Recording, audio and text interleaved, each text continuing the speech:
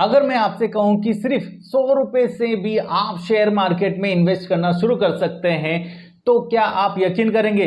और अगर मैं कहूं कि 10 में से 8 लोग शेयर मार्केट में इसलिए नुकसान करते हैं क्योंकि उन्हें शुरुआत करने का सही तरीका नहीं पता, तो क्या आप वही गलती दोहराना चाहेंगे?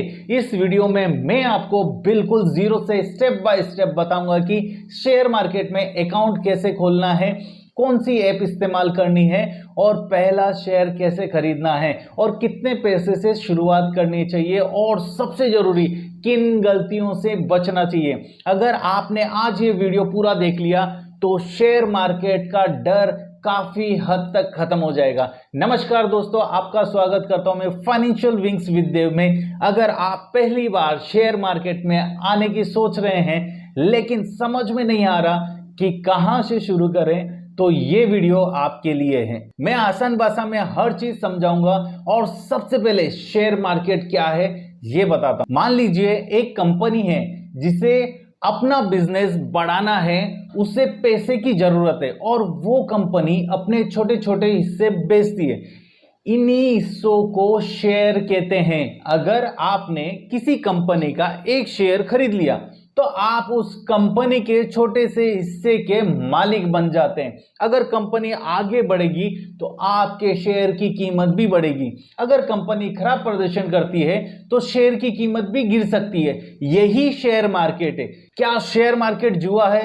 ये सबसे बड़ा सवाल है। अगर बिना सीखे किसी के कहने पर या सिर्फ सोशल मीडिया देखकर पैसा लगाते हैं तो ये जुआ जैसा हो सकता है, लेकिन अगर अच्छी कंपनियों में लंबे समय के लिए सोच समझकर आपने अगर निवेश किया है तो शेयर मार्केट वेल्थ बनाने का सबसे एक मजबूत तरीका हो सकता है आपके लिए।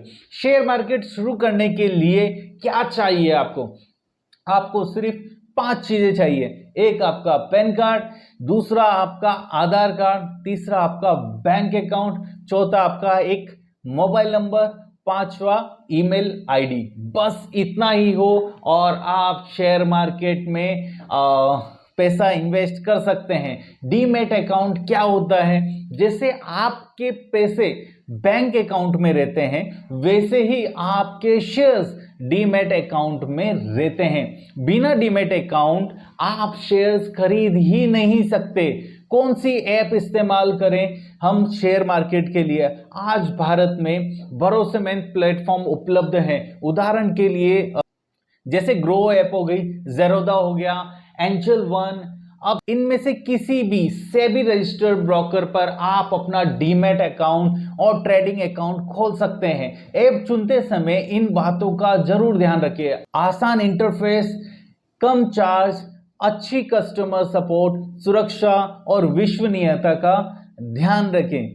डीमैट अकाउंट कैसे खोलें? स्टेप 1, ऐप डाउनलोड करें। स्टेप 2, मोबाइल नंबर उसमें अपडेट करें। पैन कार्ड और आधार कार्ड वेरीफाई करें। स्टेप 4, आपका बैंक अकाउंट उससे लिंक करें। और 5th, सेल्फी और सिग्नेचर अपलोड करें।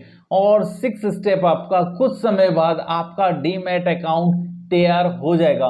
पैसे कैसे ऐड करें? अपने बैंक अकाउंट से ऐप में पैसा ट्रांसफर करें। जैसे ही यूपीआई से पैसे भेजते हैं वैसे ही आसानी से आप फंड ऐड कर सकते हैं। पहला शेयर कैसे खरीदें? मान लीजिए आप किसी कंपनी का शेयर खरीदना चाहते हैं। ऐप में उस कंपनी का नाम सर्च करें, बाय पर क्लिक करें और क्वांटिटी चुनें, कंफर्म करें। बस आप शेयर खरीद चुके हैं। कितने पैसे से शुरुआत करनी चाहिए? यही सबसे बड़ा सवाल है। क्या 1 लाख चाहिए? नहीं। क्या 50,000 चाहिए? नहीं। क्या 10,000 चाहिए? नहीं। आज आप सिर्फ 100 रुपए से भी शुरुआत कर सकते हैं। लेकिन अगर आप बिल्कुल नए हैं तो मेरी सलाह है कि पहले कम राशि से सीखें, जैसे 500, 1000 या 2000। पहले सीखिए, फिर धीरे धीरे निवेश को बढ़ाते जाइए। जैसे जैसे आपको बेनिफिट होता है, आपको धीरे धीरे कुछ गलतियां होंगी, कुछ आप सीखेंगे, उसके बाद में आप अमाउंट बढ़ाते हुए जाइए। कैसे शेयर खरीदें? कौन से शेयर खरीदें? यही सबसे ज्यादा लोग गलती करते हैं। दोस्तों ने बताया, टेलीग्राम पर आया, यूट्यूब पर किसी ने बोल दिया, बस खरीद लिया।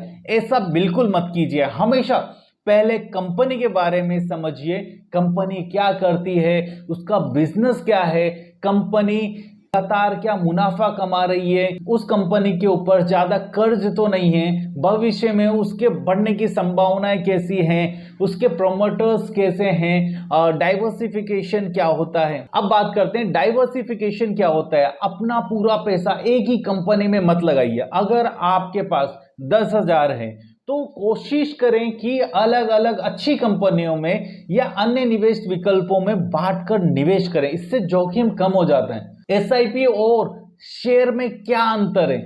अगर आपके पास में शेयर चुनने का अनुभव नहीं है तो आप म्यूचुअल फंड, एसआईपी भी अच्छा विकल्प हो सकता है आपके लिए। वहां आपके पैसे को प्रोफेशनल फंड मैनेजर संभालते हैं। लेकिन अगर आप सीखना चाहते हैं तो धीरे धीरे डायरेक्ट स्टॉक इन्वेस्टिंग भी सीख सकते हैं। बिगिनर्स की 10 सबसे बड़ी गलतियां होती हैं जो मैं आपको बता रहा हूं, ध्यान से सुनिए इन बातों को।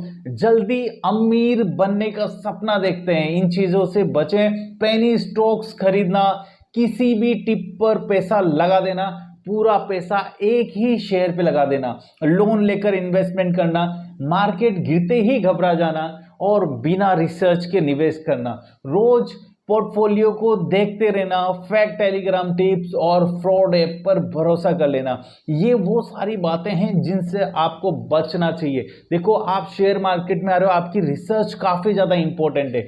लॉन्ग टर्म इन्वेस्टिंग क्या होती है? अगर आपने अच्छी कंपनियां चुनी हैं तो शायद आपके लिए काम कर सकता है। शेयर मार्केट में कई सफल निवेशकों ने सालों तक धैर्य रखा है। इसलिए सिर्फ रोज की कीमतों पर नहीं बल्कि लंबे समय के लक्ष्य पर ध्यान दें। कितना रिटर्न मिल सकता है, इस सवाल का कोई निश्चित जवाब नहीं है। शेयर मार्केट में रिटर्न्स की गारंटी बिल्कुल नहीं होती है।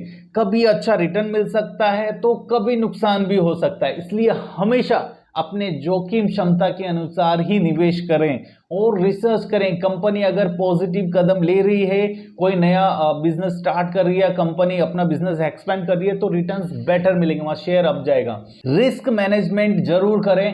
कभी भी अपने इमरजेंसी फंड का पैसा शेयर मार्केट में ना लगाएं। लोन लेकर इन्वेस्ट मत कीजिए और वही पैसा लगाएं जिसे कुछ समय के लिए निवेश में रखा जा सके। अगर आपने आज की वीडियो पूरी देख ली है तो अब आपको पता है शेयर मार्केट क्या है, डीमैट अकाउंट क्या है और कौन सी ऐप शुरुआत कर सकते हैं, पहला शेयर कैसे खरीदना है और किन गलतियों से बचना है। याद रखिए, शेयर मार्केट में सफलता एक दिन में नहीं मिलती है। सीखिए, समझिए, फिर निवेश कीजिए। धीरे धीरे किया गया सही निवेश लंबे समय में अच्छा परिणाम दे सकता है आपको। अगर ये वीडियो आपके लिए उपयोगी रही हो तो वीडियो को लाइक करें और अपने दोस्तों और परिवार के साथ में शेयर करें। और अगर आप फाइनेंस, इन्वेस्टमेंट और मनी मैनेजमेंट को आसान भाषा में सीखना चाहते हैं तो फाइनेंशियल विंग्स विद देव को सब्सक्राइब करना ना भूलें। मिलते हैं अगली वीडियो में। धन्यवाद।